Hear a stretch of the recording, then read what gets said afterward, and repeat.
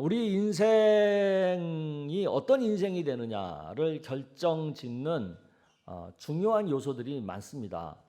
그렇죠? 뭐가 있을까요? 제일 먼저는 내가 어떤 가정에 태어났느냐. 뭐 요새 그런 말 있죠. 금수저 뭐 그런 얘기, 흙수저 그런 얘기죠. 그 다음에 내가 어떻게 그런 가정에서 자랐느냐. 또 오늘 스승주일에 내 인생 가운데 어떤 스승을 만났느냐, 어떤 선생님을 만났느냐도 굉장히 중요하죠. 또 어떤 친구를 만났느냐. 또 요즘은 뭐 다 대학을 웬만하면 가니까 어떤 대학에 들어갔느냐. 또 첫 직장을 어디서 시작했느냐. 또 뭐 어떤 배우자를 만났느냐. 뭐 이런 모든 것들이 우리 인생을 어떤 결정짓는 데 있어서 굉장히 큰 역할을 하고 영향을 미치는 것이 사실이죠. 그걸 부인할 수는 없습니다. 그런데 이러한 모든 것들보다도 훨씬 더, 아니 어떻게 보면 더 결정적인 영향을 미치는 것이 있어요. 그것이 뭘까요? 그것은 바로 내가 하나님을 믿느냐, 하나님을 믿지 않느냐, 이거예요. 왜 그럴까요? 오늘 본문의 그 이유를 이렇게 말하고 있죠. 35절 36절에 나오는 말씀입니다. 여러분 읽어보겠습니다. 시작. 대저 나를 얻는 자는 생명을 얻고 여호와께 은총을 얻을 것임이니라. 그러나 나를 잃는 자는 자기의 영혼을 해하는 자라. 나를 미워하는 자는 사망을 사랑하느니라. 아멘. 여러분, 내가 다 가지고 있어도 뭐 돈도 갖고 있어요, 명예도 갖고 있어요, 또 행복한 가정을 갖고 있어요, 뭐 좋은 친구도 갖고 있어요, 모든 걸 다 갖고 있어요. 그런데 내가 만약에 생명을 잃게 된다면 그 가진 모든 게 무슨 소용이 있겠어요? 그런데 오늘 뭐라고 얘기해요? 하나님을 믿지 않으면, 하나님을 알지 못하면 그 생명을 잃는다는 거잖아요. 영생을 잃어버린다는 거잖아요. 그렇기 때문에 하나님을 믿는 것이 우리 인생의 가장 결정적인 요소인 거예요. 아멘? 그런데 평소 우리들은 이것을 무시하고 살잖아요. 간과하고 살잖아요. 왜? 늘 생명이 있다고 생각하니까. 그러다가 어느 순간 그 생명이 간당간당할 때가 오잖아요. 그 생명이 위협받을 때가 오잖아요. 그때 우리는 어떻게 해요? 그때 가서야 내가 죽을 수도 있구나. 그때 가서야 내가 지옥에 떨어질 수도 있구나. 영생을 얻지 못할 수도 있구나. 그 생각을 하잖아요. 근데 이미 그때는 늦었다는 거 아닙니까?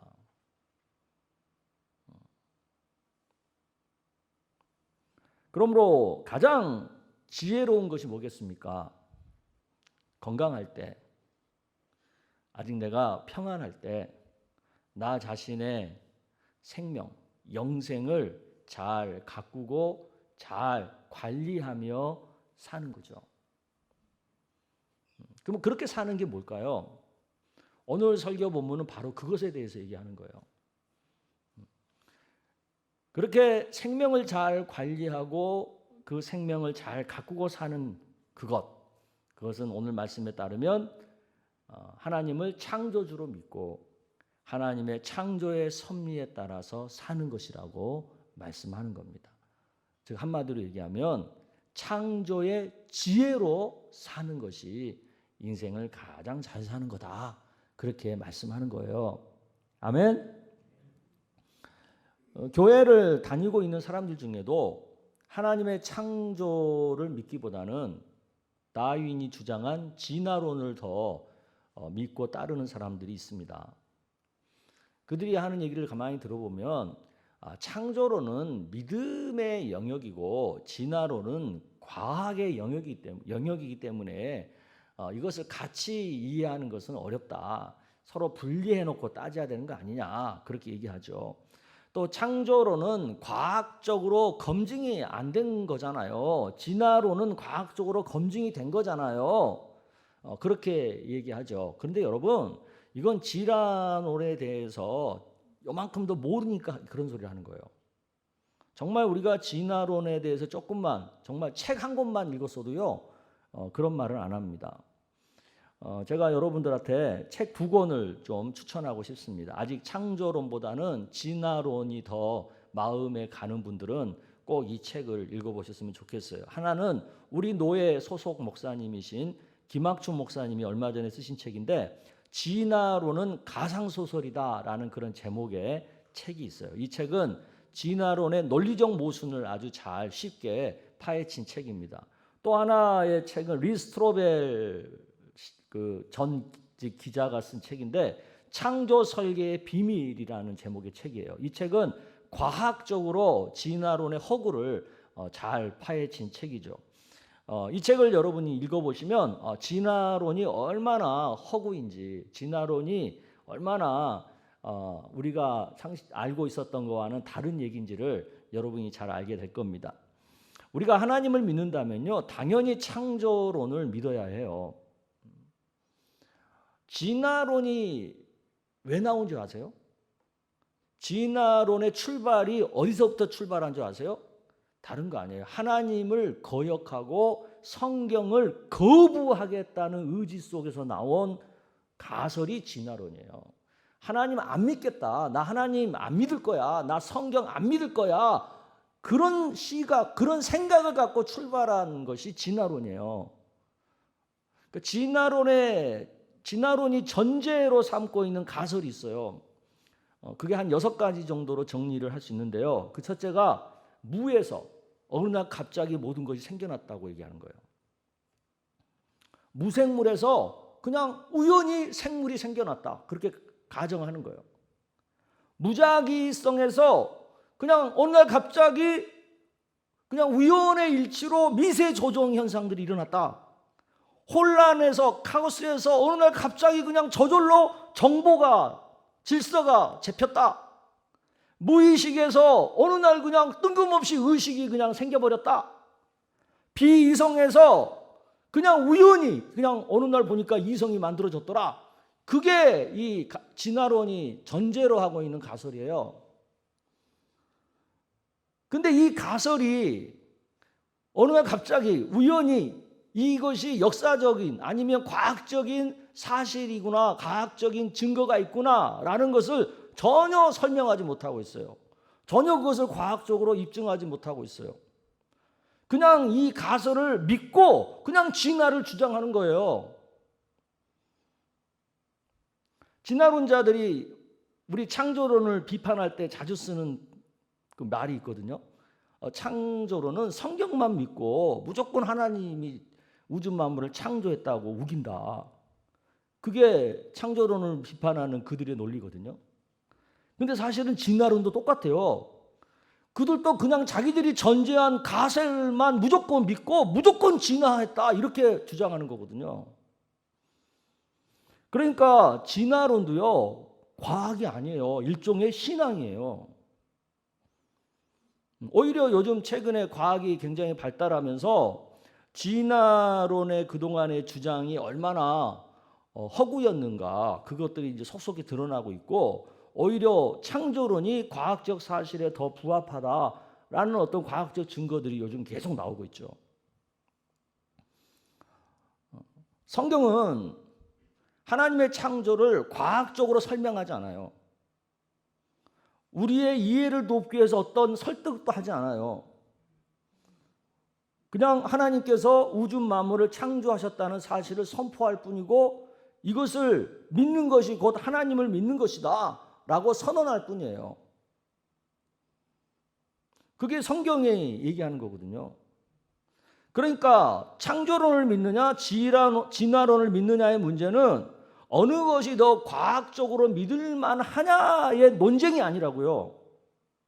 하나님을 믿느냐, 다인이라고 하는, 진화론을 주창한 다인이라고 하는 사람을 믿느냐의 문제예요. 지금 피조물이 창조주 하나님을 믿고 순종할 거냐, 아니면 하나님을 거역하면서 살 거냐? 이 문제예요. 근데 뭐 진화론이 더 과학적이다 뭐 이런 얘기를 하는 그건 사실 모르는 거예요. 과학적인 잣대 가지고 창조론과 진화론은 따질 수 없어요. 결국은 지금은 신앙의 영역이에요. 나는 창조론을 믿을 거야. 나는 진화론을 믿을 거야.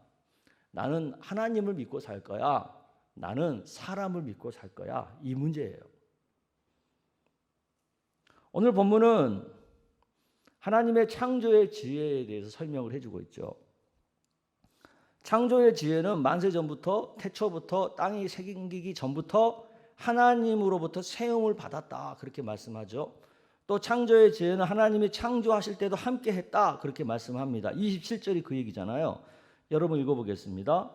시작. 그가 하늘을 지으시며 궁창을 해면에 두르실 때에 내가 거기 있었고 또 하나님께서 창조물을 다스리고 섭리하실 때도 함께 하고 있다고 말씀하시죠. 그게 28절에서 31절까지의 얘기인데 우리 한 절씩 보겠습니다. 그가 위로 구름 하늘을 견고하게 하시며 바다의 샘들을 힘있게 하시며 바다의 한계를 정하여 물이 명령을 거스르지 못하게 하시며 또 땅의 기초를 정하실 때 내가 그 곁에 있어서 창조자가 되어 날마다 그의 기뻐하신 바가 되었으며 항상 그 앞에서 즐거워하였으며 사람이 거처할 땅에서 즐거워하며 인자들을 기뻐하였느니라. 아멘. 이처럼 창조의 지혜가 창세 이전부터 또 창조하는 그 순간에 또 그 이후로 지금 이 순간까지 창조의 물들이 섭리되고 온 과정 속에 함께하고 있다면 그럼 우리가 이런 하나님의 창조의 지혜를 어떻게 해야 되겠어요? 오늘 본문의 잠언 저자는 어떻게 하라고 말해요? 32절 33절 말씀이죠. 여러분 읽어보겠습니다. 시작. 아들들아 이제 내게 들으라. 내 둘을 지키는 자가 복이 있느니라. 훈계를 들어서 지혜를 얻으라. 그것을 버리지 말라. 네, 그 지혜를 듣고 그 지혜를 따라서 살아라. 그렇게 얘기하잖아요. 창조의 지혜를 버리지 말아라. 그렇게 얘기하잖아요. 그렇다면 여러분 구체적으로 창조의 지혜라는 게 뭐냐는 거예요. 창조의 지혜가 뭐냐? 그것은 다른 게 아니고요. 하나님께서 우주 만물을 창조하시면서 우주 만물 가운데 넣어 놓으신 어떤 원리를 말하는 거예요. 이것을 바울 사도는 로마서에서 다음과 같이 표현한 적이 있어요. 로마서 1장 20절에서 23절까지 얘기인데 우리 한 절씩 보겠습니다. 창세로부터 그의 보이지 아니하는 것들 곧 그의 영원하신 능력과 신성이 그가 만드신 만물에 분명히 보여 알려졌나니 그러므로 그들이 핑계하지 못할지니라. 하나님을 알되 하나님을 영화롭게도 아니하며 감사하지도 아니하고 오히려 그 생각이 허망하여지며 미련한 마음이 어두워졌나니 스스로 지혜 있다 하나 어리석게 되어 썩어지지 아니하는 하나님의 영광을 썩어질 사람과 새와 짐승과 기어다니는 동물 모양의 우상으로 바꾸었느니라. 아멘. 창조의 지혜를 가지고 산다. 그것은요 우주 만물을 보면서 하나님의 능력과 하나님의 신성을 발견하여서 그 하나님께 감사를 드리고 그 하나님께 영광을 올려드리면서 산다. 그런 뜻이에요. 즉 창조의 질서와 창조의 원리에 맞게 내가 살아간다. 그런 뜻이에요. 하루 24시간, 낮과 밤, 365일, 사계절, 절기 이런 것에 맞게 우리가 그거에 순응하며 산다는 거예요. 그리고 우리 인간뿐만 아니라 다른 피조물들도 많잖아요. 그런 다른 피조물들과 조화롭게 같이 더불어 함께 잘 살아간다. 그런 뜻이에요. 반면에 창조의 지혜를 버리고 어리석게 사는 것은 어떤 걸 말할까요?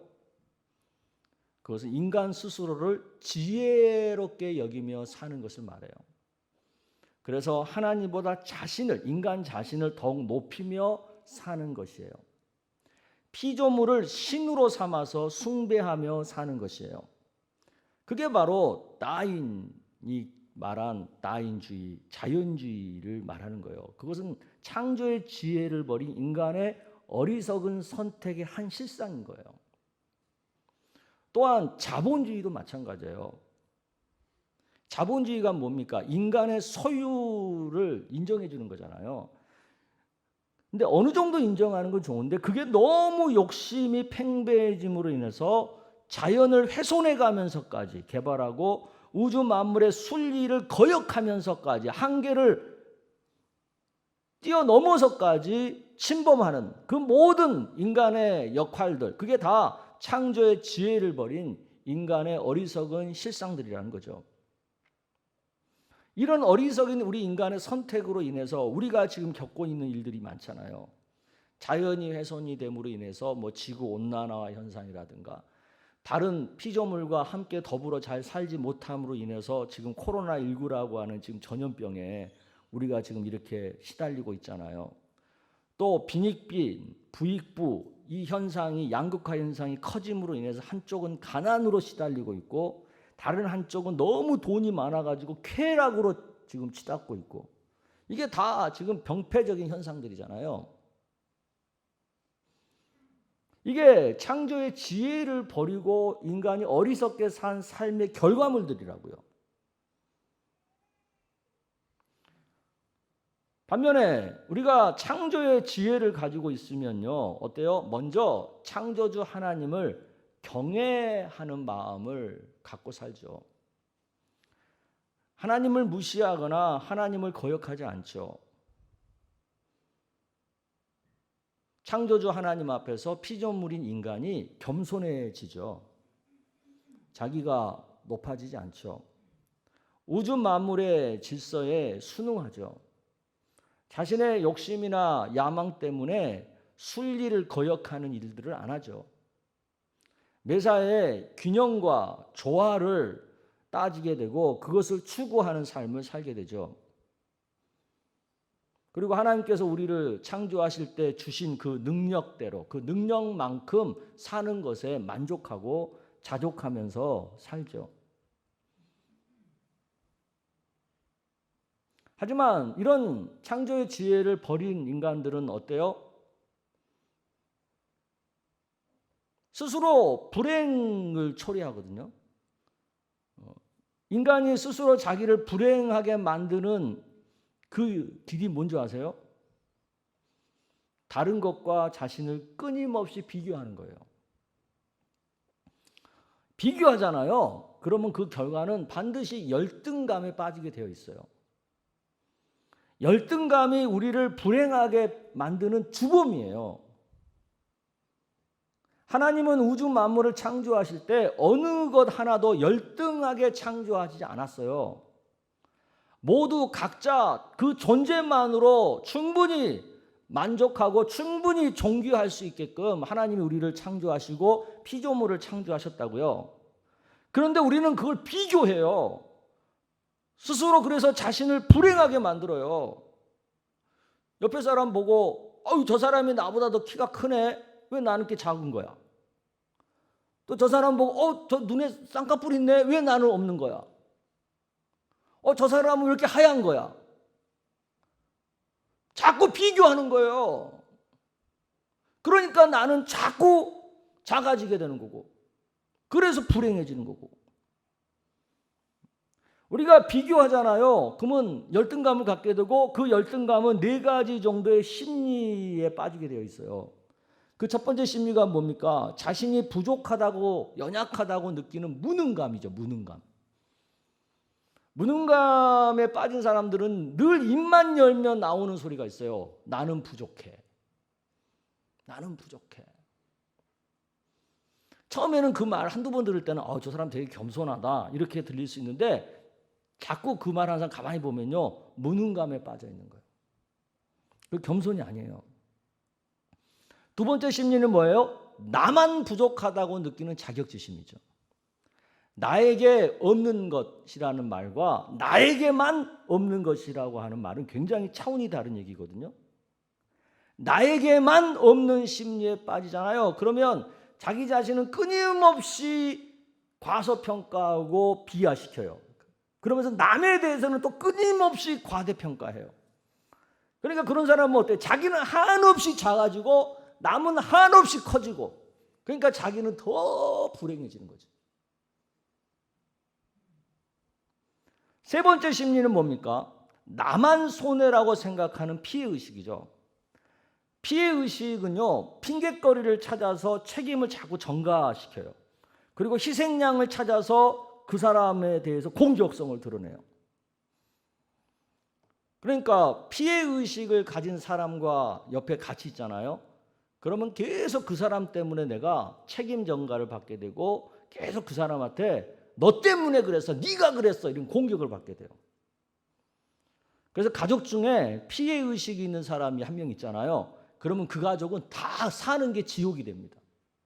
왜? 그 사람이 계속 책임 전가시키고 계속 공격해야 되니까 이건 살 수가 없는 거예요. 그러니까 집에 피해의식에 빠져 있는 가족 한 명 있는 것은 정말 지옥을 만들어 버리는 거예요. 네 번째 심리는 뭐예요? 나는 뭘 해도 안 돼! 라고 단정하는 닫힌 의식이죠. 닫힌 의식은 미래를 향해 나아가지 못하고 과거 속에 자신을 가두는 거예요. 과거의 부정적인 경험 때문에 긍정적인 미래를 보지 않아요. 보지 못하기도 하고 보지 않기도 하고 그냥 과거의 그 부정적인 경험에 갇혀 있는 거죠. 내가 옛날에 그랬으니까 나는 끝났어. 내가 뭘 하겠어. 나 같은 놈이 뭘 하겠어. 나는 안 돼. 나에게만 그런 능력이 없어. 이런 막 한없는 이런 자기 비하, 과소평가. 그래가지고 계속 작아지는 거예요. 그러니까 뭐 할 수 있는 게 없는 거죠.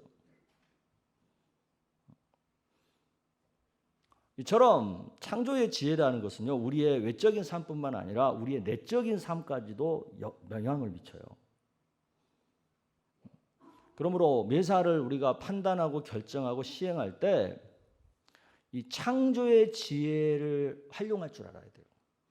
창조의 지혜를 떠나서 살게 되면 불행해지지만 창조의 지혜를 따라서 살게 되면 행복해지는 거예요. 아멘? 그리고 영원토록 영생을 누리게 되는 거고. 하지만 잠깐의 자기 만족 때문에 창조의 지혜를 버리고 욕심을 택하면서 살잖아요. 그러면 삶에 끊임없는 염려와 걱정거리와 갈등들이 생기기 시작하는 거예요. 또 죄를 짓게 되고 하나님을 멀리할 수밖에 없게 되고 결국은 영원한 생명을 잃게 되는 자리까지 가는 거죠. 우리 모두는 다 행복하게 살고 싶어 해요. 그렇죠? 근데 욕심대로 살면, 자기 욕심대로 살면, 자기가 자기 인생의 주인인 것처럼 살면 절대 행복할 수 없어요. 우리가 행복하려면 내 창조자가 하나님이시라는 것을 인정하고 살아야 돼요. 그리고 그 창조자 하나님이 정해주신 원리 따라 살아야 돼요. 그래야 우리는 행복해요. 이 땅에서부터, 이 세상에서부터, 가정에서부터 이런 창조의 지혜로 살아가는 것, 그게 곧 하나님 나라를 살아가는 겁니다. 창조주 하나님을 경외하면서 하나님의 창조 원리에 순응하며 사는 것, 그것이 가장 우리가 행복하게 살 수 있는 비결입니다. 아멘. 여러분, 요즘 꽃들이 많이 폈잖아요. 꽃을 보면 무슨 생각이 드세요? 꽃을 보면 너는 왜 이렇게 이쁜 거야? 나는 이렇게 늙어가는데. 오늘 비가 왔잖아요. 이렇게 비가 오면 무슨 생각이 드세요? 아, 어저께 세차했는데 또 비가 와서 이렇게 차를 또 이렇게 만들어놨어.